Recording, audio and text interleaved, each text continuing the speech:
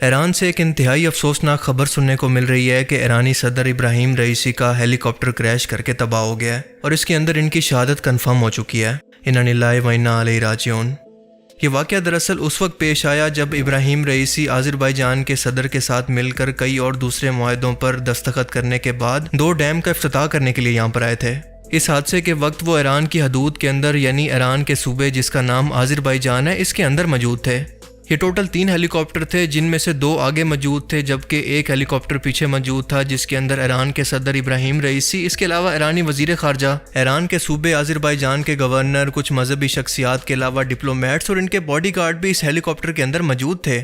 یہ ایرانی وزیر خارجہ دراصل وہی ہیں جب پاکستان اور ایران کے درمیان بلوچستان کے ایشو کو لے کر مسئلہ بنا، دونوں ملکوں نے ایک دوسرے کے علاقے پر اسٹرائک کی تو انہی کا بیان تھا کہ ایران اور پاکستان دونوں مسلمان بھائی ہیں، دونوں کو آپس کے اندر جھگڑنے کی کوئی ضرورت نہیں۔ اس کے علاوہ کچھ ہی دن پہلے ایرانی صدر نے پاکستان کا بھی دورہ کیا جہاں پر ان کے ساتھ کئی معاہدے کیے گئے۔ اس کے علاوہ انہوں نے پاکستان کے لوگوں سے بات کرنے کی خواہش کا بھی اظہار کیا، لیکن ان کا کہنا تھا کہ کچھ وجوہات کی بنا پر میں ایسا نہیں کر پایا۔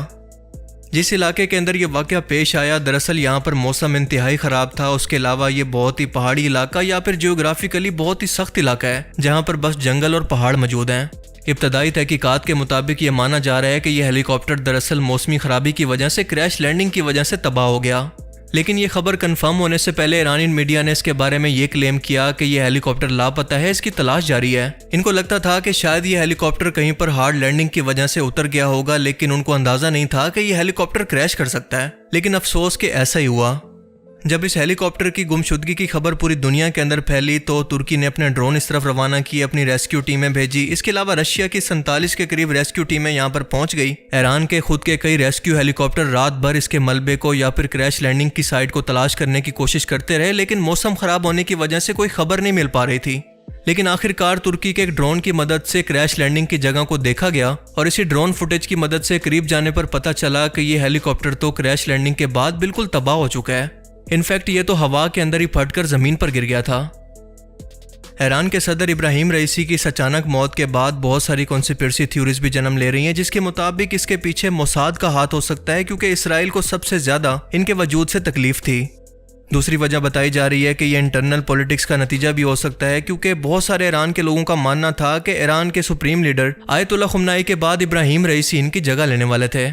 اور تیسری پاسبلٹی واقعی یہ ہو سکتی ہے کہ یہ دراصل کوئی حادثہ ہی ہو، لیکن حالات کو دیکھ کر یہ کہا جا سکتا ہے کہ یہ بہت بڑا کوئنسیڈنس ہے جسے اگنور نہیں کیا جا سکتا کہ اگر واقعی موسم خراب تھا تو 3 میں سے صرف ایک ہی ہیلی کاپٹر حادثے کا شکار کیوں ہوا، اور ہیلی کاپٹر بھی وہ جس کے اندر انتہائی اہم ترین ایران کی شخصیات سوار تھیں۔ یہ بہت ہی اہم سوال ہے۔ ایران کے اندر قاسم سلیمانی کی موت کے بعد یہ دوسرا سب سے بڑا حادثہ ہے کیونکہ ان کی عوام بھی رات بھر سڑکوں پر رو رو کر یہ دعائیں کرتی رہی کہ ان کے صدر خیر و عافیت سے ہوں، ان کی موت کی خبر جھوٹی ہو، لیکن افسوس کہ ہوا وہی کچھ جس کا ڈر تھا۔ ایک ہی ٹائم کے اندر ایران کے صدر، ان کے وزیر خارجہ اور ان کے صوبے کے گورنر کا مارے جانا انتہائی افسوسناک اور انتہائی قابل تشویش ہے۔ ابراہیم رئیسی وہ شخصیت ہیں جنہوں نے ایک بار پھر سے امت مسلمہ کو اکٹھا کرنے کی کوشش کی تھی اور وہ پاکستان کے اندر بھی آ کر یہی کہنا چاہ رہے تھے کہ میں پاکستان کی عوام کو یہی پیغام دینا چاہتا ہوں کہ تمام مسلمان امت مل کر اسرائیل کے ظلم کے خلاف اکٹھی ہو جائے، تمام مسلم لیڈرز بھی ایک ہو جائیں۔ آپ کو یاد ہے کہ تاریخ کے اندر یہی کوشش بالکل بھٹو نے بھی کی تھی، اس کے علاوہ صدر صدام حسین نے بھی یہ کوشش کی، اس کے علاوہ لیبیا کے صدر معمر قذافی نے بھی اس کی کوشش کی، لیکن سب کے سب کا انجام ایک ہی جیسا ہوا۔ اسرائیل کے وجود سے متعلق ابراہیم رئیسی نے آخری بار کلیئر کٹ یہ بیان دیا تھا کہ ہم اسرائیل کے وجود کو دنیا سے ختم کر کے ہی دم لیں گے، اور آپ دیکھیں کہ ان کا انجام بھی ایک حادثاتی موت کی صورت کے اندر ہوا جس کا سب سے بڑا فائدہ صرف اور صرف اسرائیل کو ہی ہو سکتا ہے۔ یہ بات لاجیکل لگتی ہے کہ اسرائیل کے موساد کا اس حملے کے اندر کوئی نہ کوئی ہاتھ ضرور ہوگا، لیکن خیر ایران کی طرف سے یا پھر انٹرنیشنل میڈیا کی طرف سے ابھی اس بارے میں کوئی کنفرم نہیں ہوا تو ہم وقت سے پہلے کچھ نہیں کہہ سکتے۔ ایران اس کے بارے میں خود مزید انویسٹیگیشن کرے گا تو صورتحال واضح ہوگی کہ دراصل اس کے پیچھے کون ہے، لیکن میرا جہاں تک شک ہے مجھے اس کے اندر اسرائیل کی انوالومنٹ واضح طور پر نظر آتی ہے۔ ابراہیم رئیسی کی اس طرح سے اچانک موت کے بعد مڈل ایسٹ پر اس کا بہت زیادہ اثر پڑے گا کیونکہ ایران مڈل ایسٹ کا انتہائی اہم کنٹری ہے، اور آپ دیکھیں کہ یہ اثر ابھی سے پڑنا شروع ہو گیا ہے کیونکہ انٹرنیشنل مارکیٹ کے اندر آئل کی قیمتیں اچانک سے بڑھنے لگی ہیں۔ اس کے علاوہ ایران حزب اللہ اور حماس کو بھی مالی اور عسکری مدد فراہم کرتا تھا جس کی وجہ سے وہ اسرائیل کے خلاف غزہ کے اندر لڑ رہے تھے۔ یہ مدد اور سپلائی بھی کافی حد تک افیکٹ ہو سکتی ہے،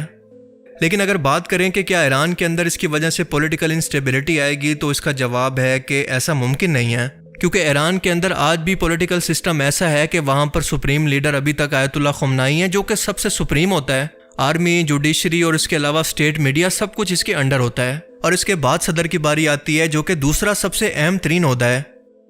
اس حادثے کے اندر استعمال ہونے والے ہیلی کاپٹر کا نام ہے بیل 212، جسے امریکہ نے بنایا ہے، اور یہ گورنمنٹ آفیشلز اور ان کے پرائیویٹ ٹورز کے لیے استعمال ہوتا ہے، لیکن اب اسے امریکہ نہیں بلکہ کینیڈا کے اندر بنایا جاتا ہے۔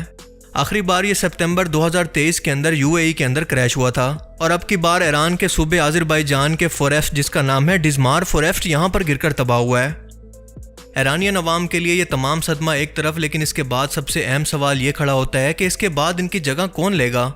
اچھی بات یہ ہے کہ ایران کے اندر اس کے متعلق واضح طور پر قانون موجود ہے کہ اگر اچانک سے صدر کی موت ہو جاتی ہے تو اس کی جگہ پر وائس پریزیڈنٹ اس کی جگہ لے لے گا، جن کا نام ہے محمد مخبر۔ عرب ملکوں عراق، قطر اور ایون کے سعودی عربیہ نے بھی اس پر گہرے دکھ کا اظہار کیا۔ اس کے علاوہ رشیا، چائنا، انڈیا، پاکستان نے بھی اس پر گہرے دکھ اور افسوس کا اظہار کیا۔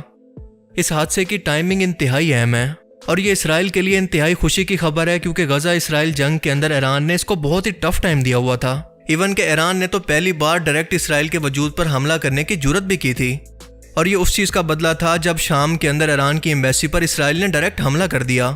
اس کے علاوہ ایران نے انٹرنیشنل لیول پر لابنگ کرنے کے علاوہ غزہ کے مسلمانوں کی مدد کے لیے حماس اور حزب اللہ کو بھی مالی طور پر مدد فراہم کر کے اسرائیل سے لڑنے کے لیے کھڑا کیا ہوا ہے۔ اب دیکھنا یہ ہے کہ ایران کی یہ پالیسیز اسی طرح سے جاری رہتی ہیں اسرائیل کے خلاف، یا پھر ہمیں اس کے اندر کوئی چینج دیکھنے کو ملے گا۔ سب سے حیرت کی بات یہ ہے کہ جب اسرائیل کو یہ بتایا گیا کہ ایران کے صدر پچھلی رات سے غائب ہیں، تو اسرائیل کا جواب بڑا مشکوک کن تھا۔ ان کا کہنا تھا کہ ہمیں اس بات کی خبر ہے، لیکن ان کے قتل کے اندر ہمارا کوئی ہاتھ نہیں۔ حالانکہ ابھی تک ایرانین میڈیا پر اور انٹرنیشنل میڈیا پر یہ خبر ہی نہیں چلی تھی کہ ایران کے صدر کسی حادثے کے اندر مارے گئے ہیں۔ اس وقت تک تو صرف ان کے لاپتہ ہونے کی خبریں تھیں، لیکن اسرائیل نے یہ وقت سے پہلے کیسے کہہ دیا کہ وہ مارے جا چکے ہیں، اور ہمارا اس کے اندر کوئی ہاتھ نہیں، جس کا مطلب ہے کہ چور کی داڑھی میں تنکا۔ اور اسی لیے اس وقت بھی اس حادثے کے بعد پوری دنیا کی مشکوک نظریں سیدھا اسرائیل کی طرف ہیں، کیونکہ اس حادثے کا سب سے بڑا بینیفیشری اگر کوئی ہو سکتا ہے تو وہ صرف اسرائیل ہی ہے۔ اب تک کی اطلاعات کے مطابق ایران کے لیے یہ ثابت کرنا مشکل ہے کہ موساد کی یا پھر اسرائیل کی اس حادثے کے اندر کوئی بھی انوالومنٹ ہے، جب تک کہ کوئی واضح طور پر انویسٹیگیشن ایران کی طرف سے نہیں ہوتی۔ اور دوسری طرف یہ بھی ممکن ہے کہ واقعی موسمی خرابی کی وجہ سے یہ ہیلی کاپٹر کو انسیڈنٹس کی وجہ سے کریش کر گیا ہو، لیکن اس کے چانسز لاجیکلی بہت ہی کم نظر آتے ہیں۔ امریکہ نے تو انویسٹیگیشن سے پہلے یہ کہہ دیا ہے کہ ایران اب ڈائریکٹلی اسرائیل کو اس کے لیے بلیم کرے گا۔ دیکھیں، اس حادثے کے بعد آنے والے کچھ دن انتہائی اہم ہیں، کیونکہ ان کے اندر ہمیں پتہ چلنے والا ہے کہ ایران کی تحقیقات کے بعد اس کو موساد سے متعلق کچھ ثبوت ملتے ہیں کہ نہیں۔ اگر ملتے ہیں تو ایران کا ریئیکشن کیا ہوگا؟ ڈیفینیٹلی یہی ہوگا کہ ایران اس کا بدلہ ضرور لے گا۔ لیکن اگر نہیں ملتے اور یہ واقعی کوئی حادثہ تھا تو اس پر ہمیں صبر کرنا ہوگا، اور ہمیں ابراہیم رئیسی کا متبادل تلاش کرنا ہوگا، جو کہ اس وقت تو ایران کے اندر آیت اللہ خمینی کے علاوہ تو کوئی بھی نہیں ہے۔ اللہ تعالیٰ سے دعا ہے کہ وہ ان تمام شہداء کی مغفرت فرمائے، ان کے تمام گناہوں سے درگزر فرمائے، ان کو جنت میں اعلیٰ مقام عطا فرمائے، اور ایران کی عوام کو صبر و جمیل عطا کرے، آمین۔ باقی آپ اس بارے میں کیا سوچتے ہیں؟ اپنی قیمتی رائے کا اظہار کمنٹ سیکشن میں ضرور کریں۔ Thanks for watching this video. اللہ حافظ۔